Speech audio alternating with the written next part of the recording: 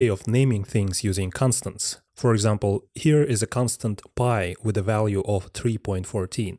After this line, every time we see pi, we know it means 3.14. It's called a constant because, well, it's constant, permanent. After this line, pi is always 3.14. It won't ever change. This is why in the paper analogy I was using a pen after all. This might seem restrictive, but this is actually rather good. Changing the things we create is difficult to deal with. Imagine writing code using some constant and not being sure it's what you think it is.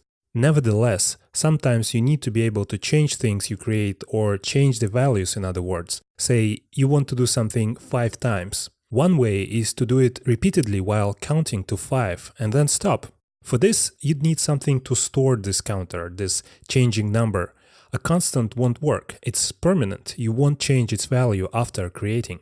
This is why JavaScript and most other programming languages have a concept of a variable. Think of a variable as a piece of paper with a name written with a pen but a value written with a pencil. At any moment, you can replace the value with a different one. We can calculate a factorial with a variable like so.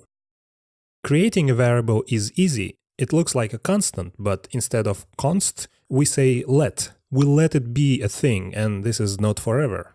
Next, we change the value of factorial. We wouldn't have done this if factorial was a constant. This line means make the factorial be whatever factorial times 2 is. So JavaScript multiplies factorial by 2 and stores this result in the factorial variable. Before, factorial was 1, and now it is 2. We repeat this 3 more times, every time multiplying the number by the next integer, by 3, by 4, and by 5. This is what you might do in your head when multiplying numbers. You probably don't think about it explicitly, but this would be a way of explaining the process if you were to explain it.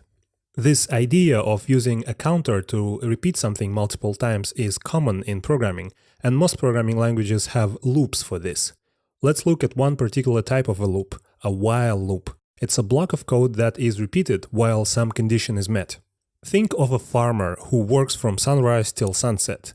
He works while the sun is up. You could say, while sun is up, work. This is not valid JavaScript, of course, this is just to give you an idea. This work thing is going to be repeated again and again while the sun is up.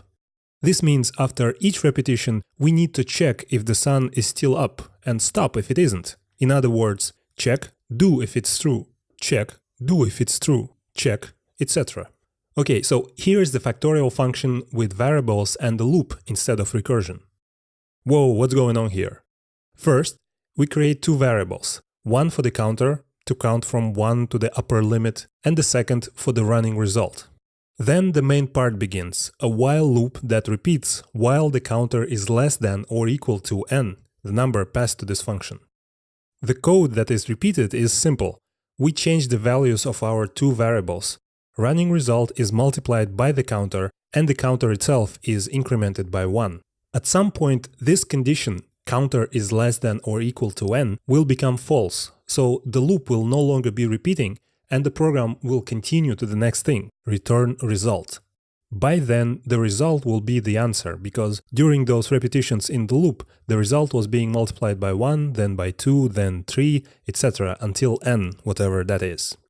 Let's see what the computer does step by step when we call factorial of 3.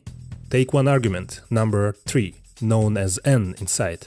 Create a variable counter, set its value to 1. Create a variable result, set its value to 1. Check. Counter is 1, it's less than or equal to n, so multiply result by counter and put the answer 1 into result. Add 1 to counter and put the answer 2 into counter. Go back and check. Counter is 2, it's less than or equal to n, so multiply result by counter and put the answer 2 into result. Add 1 to counter and put the answer 3 into counter. Go back and check. Counter is 3, it's less than or equal to n, so multiply result by counter and put the answer 6 into result. Add 1 to counter and put the answer 4 into counter. Go back and check. Counter is 4, it's not less than or equal to n, so don't repeat anymore and continue to the next line in the program. Return result 6. Computer does this billion times faster, but does the same thing. This kind of defined repetition is called an iteration in general. Our program uses iteration to calculate a factorial. Last time we've seen an iterative process with recursion, and this time an iterative process without recursion. Both use the technique of iteration, but with recursive calls we didn't have to change the values, we just passed the new values to the next function call.